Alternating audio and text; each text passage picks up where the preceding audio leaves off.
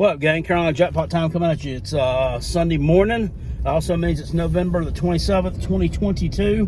Rain last night here in upstate South Kakalaki, so doesn't look like I'm going to be able to rake any leaves today, which is a good thing because I didn't really want to. And I got to go to Lowe's and buy a wheelbarrow. If you watched my video the other day, I was going to Lowe's to buy a wheelbarrow that day. I got rerouted to do another errand that didn't get done, so I've been trying to buy this wheelbarrow the long way for a long time, and it's finally going to get done this morning. Anyway, wow. It still doesn't seem real, does it? The college football season is over with, as we know it. The regular season is done. You got the Army-Navy game coming up, and then you got conference championship games, and then bowl games. That's all that's left. The regular season is kaput. What a wild finish to the year. What some great games yesterday too. Just some great games from start to finish. And rivalry week lived up to expectations. You know, there were some teams that kind of got up off the mat and punched their rival in the mouth. Got a win over a team that hadn't got a win over in a while, and it was good to see it. You know, it was good to see. It was good to see Florida State finally grab that win over the nasty Florida Gators. It was glad to see. I was glad to see the Bees get a big win over Oregon. Man, that was good to see. It was good to see USC take down Notre Dame. I was happy to see it. Oh, yeah. You know what else I was happy to see? I was happy to see the Gamecocks take down Clemson Taters. Woo, baby. 31-30. And don't get up in this comment section and tell me, oh, you predicted them to lose, Carolina Jackpot. Yeah, I did. So did Las Vegas, dummy. So did Las Vegas. South Carolina was not the favorite in this game. Clemson had been the better team all year long. I mean, if you watched any football all year or had any ounce of football IQ, you'd know that. And you'd know why. But once again, I mean, they get it done. They do what they have to do to get it done. Also, don't get in this comment section either and tell me, oh, well, you turned your fan card in a couple of weeks ago. I've already talked about that, explained it. I already apologized to the people I needed to apologize to, and I'm not going to, listen, I had some Fruit Loop drooler leave that comment in one of the videos. I'm just going to ignore them. I'm just going to ignore you with those comments, so don't even come to me with them. What if you do? I mean, you're just wasting time. You could be doing something else with that finger. Holding a pen, writing a book, signing a check, sticking it where the sun don't shine. I really don't care. You could be doing something else with that finger instead of typing out a stupid comment in my comment section. I knew. First of all, I knew that special teams would play a part in this game, whether South Carolina won, whether they lost, or no matter what happened. I knew that it was a punt. I knew a punt was going to have something to do with something somewhere. I mean, that's been our MO all year long. That's been our MO. I knew that Clemson would turn the ball over to South Carolina. They've done a lot of that this year. I didn't think it would be enough for them to end up shitting the bed and losing the game, but they ended up doing just that. Whoever it was, here's where you lost the game, Tater. Here's where you lost the game. And there are various things that we can point to here, but the point where you lost the game, the best thing yesterday, the best possible thing that could happen to South Carolina was for Spencer Rattler to get sacked or get the intentional grounding in the end zone, whatever it was, to get that safety, because we had to kick the ball off to you. Whoever it was that designed that stupid ass huddle thing, Will Shipley runs up there, hands the ball to Phil Maffa, who takes off with it, and just freaking, they said he tried to throw a forward lateral. He didn't try to throw a forward lateral. He fumbled the ball. He got punched out from him. He doesn't know how to carry a football. You'd think that he would know how to do that by now. It's in his second year of college. I think he knew how to carry a football by now, but he doesn't know how to carry a football. You squeeze it up here. You squeeze it where it's in your show. He doesn't know how to carry a football. The play design was pretty cool. It was a pretty cool play design. That's the kind of thing you do if you need some momentum. They already had momentum. You already had momentum. That was You had just gotten a safety. That was the absolute dumbest play call that I've ever seen at that point in time. It wasn't a bad play design. It was a stupid play call. Why would you do that? That was the dumbest play call that I've seen as far as the kicking game and special teams goes. The stupidest one that I've seen all year up to that point was in week 0. It was in the very first week of the season when Scott Frost decided to onside kick the ball like 3 minutes into the third quarter against Nebraska or against Northwestern. Northwestern recovers it. That was their only win of the season. So in the first week of the season, I saw the dumbest thing. So the dumbest play that I've seen, special teams wise, to top it was that one. Absolute lame brain time in the game to do that. Just dumb. And you deserved what you got. You deserved what you got on that. Speaking of deserving what you got, okay, I don't jump all over young kids. I do during the games, but how about this? I know you feel bad about it, but number 0, Antonio Williams, you got what you deserve. You got what you deserve. You got what you deserve. You fumbled the ball. You lost the game. You lost the game. You lost the game. You fumbled that punt, then you lost the game. You got what you deserve. You trolled South Carolina. You lied to Justin Stepp. You were a silent commit to South Carolina. You just hadn't announced it yet. And then at the last minute, when these dipshits from up here offer you, you jump. And then when you caught that little touchdown pass, you did that little stupid square dancing move in the end zone. I don't know what you're trying to do. A coffee grinder or something? Yeah. You got what you deserve. You got what you deserve. You don't know how to carry a football either. And you lost it. You lost the game. Had you fielded that punt, had it been a clean field, you got upfield, BT Potter would have kicked the field goal from wherever point in the field he wanted to. That guy doesn't miss. And they would have won the game, 33-31. Simple as that. Simple as that. I'm going to roast you all a little bit. I'm going to roast you a little bit. But you Clemson fans, you need to take your medicine. All you motor mouths who've been jacking those jaws, you've been jacking those jaws for years about how sorry our team is. Take that chicken for a ride. 8-bomb is coming. This is our state. You just got your name on the jersey. Blah, blah, blah. All these stupid things that you say. You got what you deserved yesterday. You absolutely got what you deserved and more. You're not a good football team. You're not a good football team. I heard it all week long on social media. I've heard it from every place on planet Earth where there's a Clemson fan located. Now, you can normally smell the stench, so you'll know that they're over there. Oh, this ain't Tennessee. This ain't Tennessee you playing this week. You ain't playing Josh Heupel. This team right here ain't going to roll over and quit for you, Carolina Jackpot. Tennessee ain't got no defense. Tennessee ain't got no defense. Tennessee ain't got no... Guess what? Clemson ain't got no offense. Ain't got no offense. Ain't got one that works anyway. You don't have one that works. I don't know what's wrong with you. I don't know what's wrong with your play call and your coaching staff. Dabo gets paid a lot of money. That guy, is he the highest paid coach? I don't know. He was at one time. He was the highest paid coach. I mean, that's really just a pissing contest with different schools who can write the biggest contract out. He's up there. He's up there. Guess what you get paid to do, Dabo? When you get paid a lot of money, you also get paid to hire high quality assistant coaches. Right? You don't get hired or you don't get paid all that money to hire your neighbor or somebody you play basketball with or some jamoke that used to play for you or somebody that played on your little league team or some guy you used to sell real estate with to be an assistant coach. It just don't work like that. It just doesn't work like that.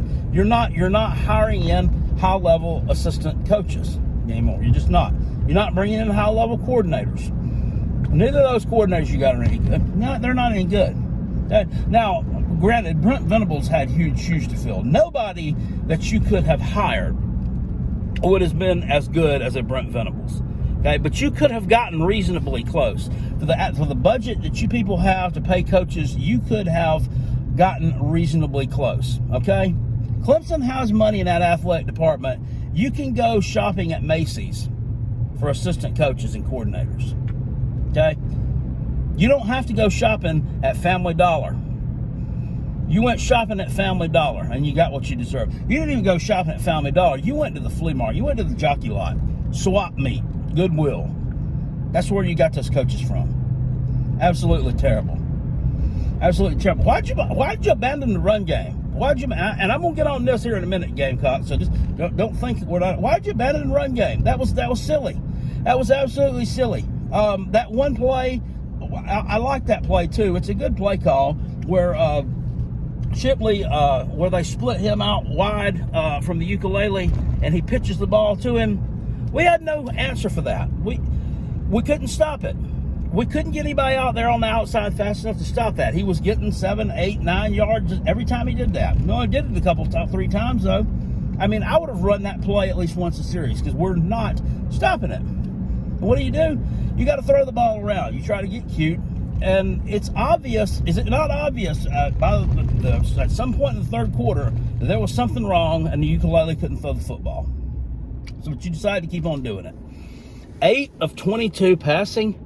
8 of 22, that's not going to cut it. It's not going to cut it anywhere. But to that point, he's not gotten the development over there that he needs. There's no way that guy is getting developed the way he needs. And yes, I hear, well, did you say, well, Trevor Lawrence went number 1 overall in the NFL draft. He was the greatest quarterback of all time. Yeah, I understand that. He was infinitely more talented, I believe, than ukulele coming out of high school. Probably the most talented quarterback to come out of high school in 10, 15 years. I mean, he could have been drafted after his freshman season. He had that much talent.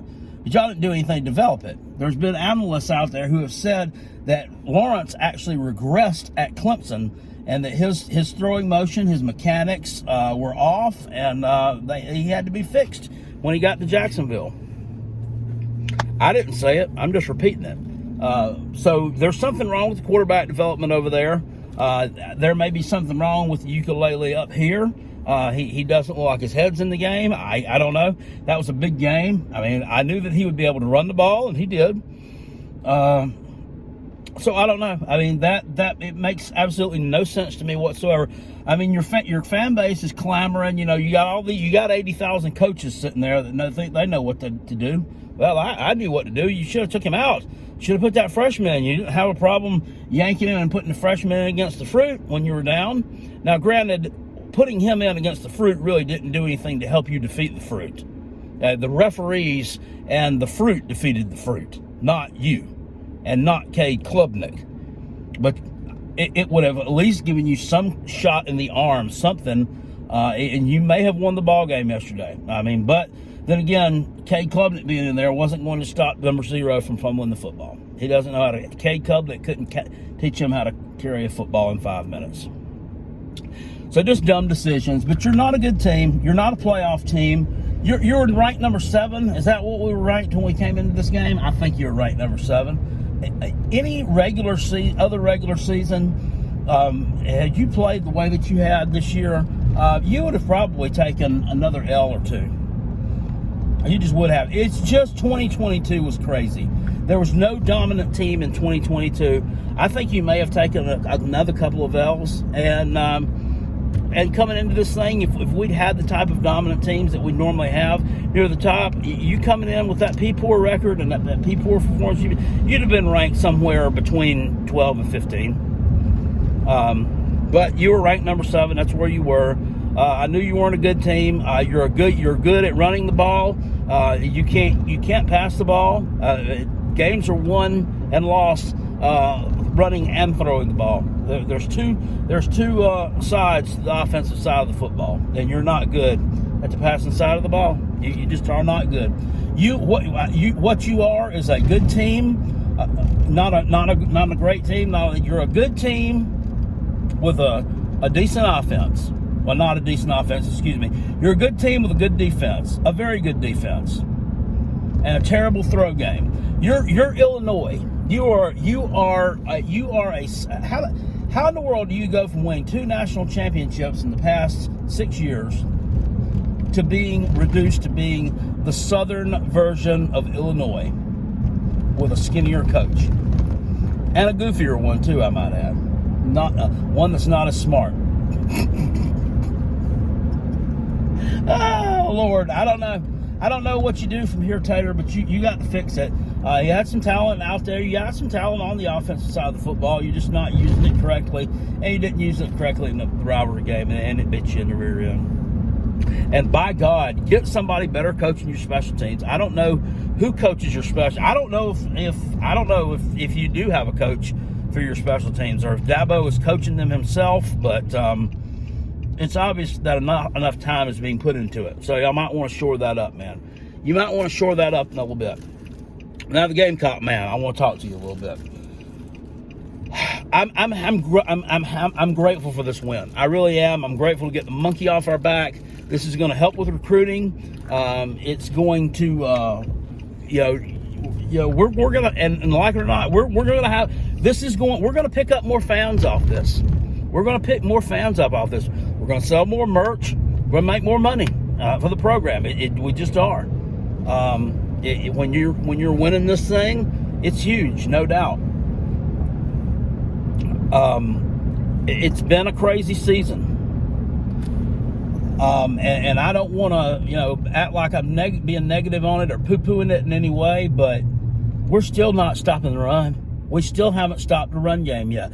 I checked this morning. We are down there. We're number 13 in the SEC against the run. The only team worse is Texas A&M. We're dangerously close to the bottom, giving up 200 yards a game on the ground. And we gave up a bunch of yards yesterday.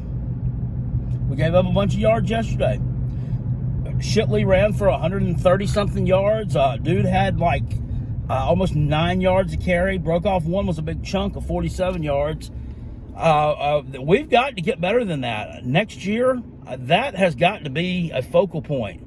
It's getting stronger up front, getting better linebackers. Yeah, I know Mo Kaba went out in the second game of the season.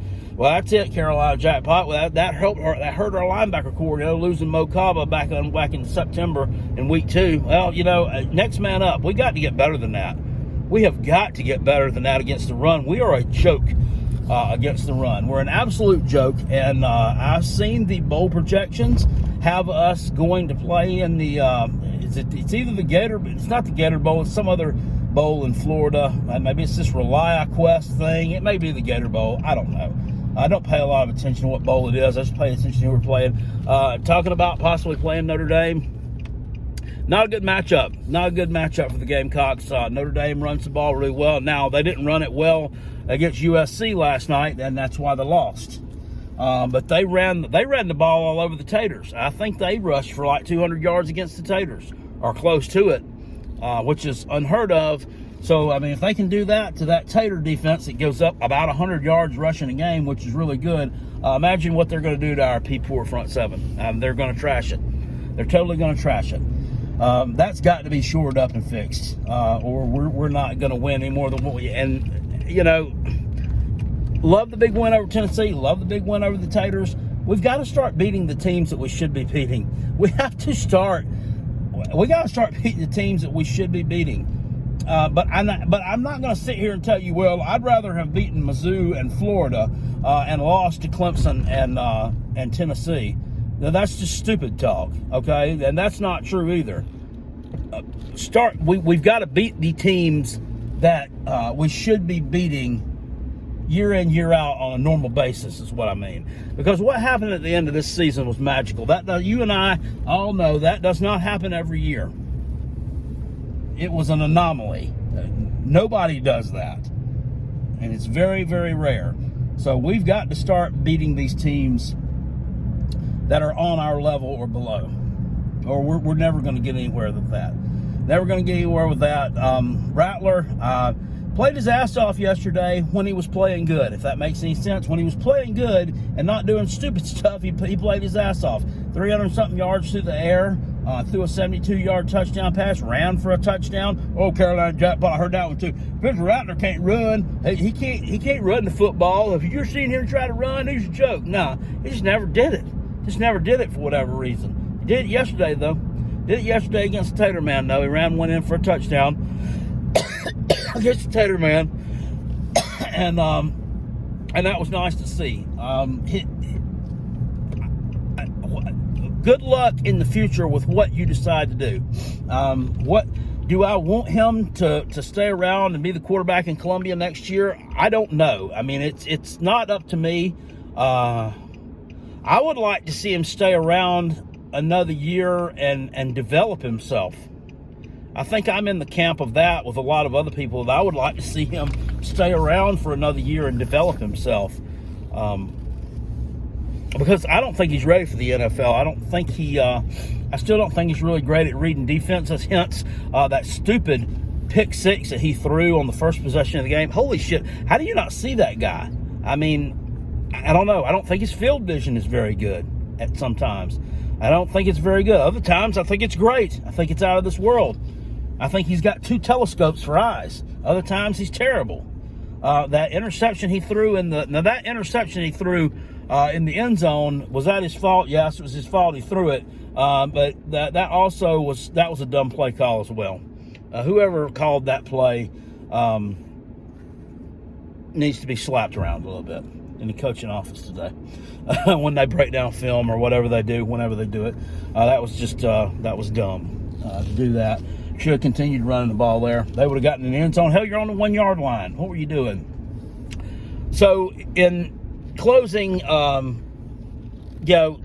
Taters did what they had to do to give the game away. South Carolina should have beaten you by 3 scores. We dropped a pick six. There was a bad call there on a lateral that the ukulele threw back. They called it a forward pass. It was incomplete. It wasn't. It was a lateral. South Carolina picked that up, would have had a scoop and score. Dropped the pick six. Did that, would have been a scoop and score, and then our own pick six was dumb. So that would have been, a swing of 21 points right there. We should have blown you out right there on your own stadium and national television and everything else. But it didn't happen. Ifs and buts. I'm glad to get the win. I'm not going to crow about it for days and days and days like you think I'm going to do. I may give little subtle jabs here and then, but South Carolina's got to work on a lot of things. There are a lot of things they have to work on. A lot of things need to be improved upon if they're going to take that next step. If they're UGA is heads and shoulders above everybody in the East, and Tennessee, whether you like them or not, I know they got dismantled by the Gamecocks. Yeah, but did you see what they did last night? Oh, by the way, Tennessee ain't got no defense. Carolina jackpot. Yeah, they only won 56-0 yesterday. Oh, it was only Vandy Carolina jackpot. Really? Well, Vandy had won 2 SEC games in a row. I mean, every one of your talking points I can shoot down. And here's Gamecock flags in the Lowe's parking lot. Probably a car that hadn't had them up. That's an old-looking Gamecock flag, too, going there, Bo. That looks about like a 2012 Steve Spurrier vintage. It does. Kind of pisses me off a little bit, to be honest with you. That we got all these bandwagons crawling out. Oh, you quit on your team, though. I'll see you tonight, guys. The call-in show we have is going to be great. 9 o'clock, the Rob and Kel show. Please show up because tonight that, I don't give him a real hard time sometimes. He congratulated us yesterday after the win. Rob is a good sport about it. So y'all show up still and give him a little hell tonight. He'll appreciate that. Thank you, guys. Love you. Appreciate it. Peace. I'm out. And go Gamecocks and go Coach Beamer. Woo!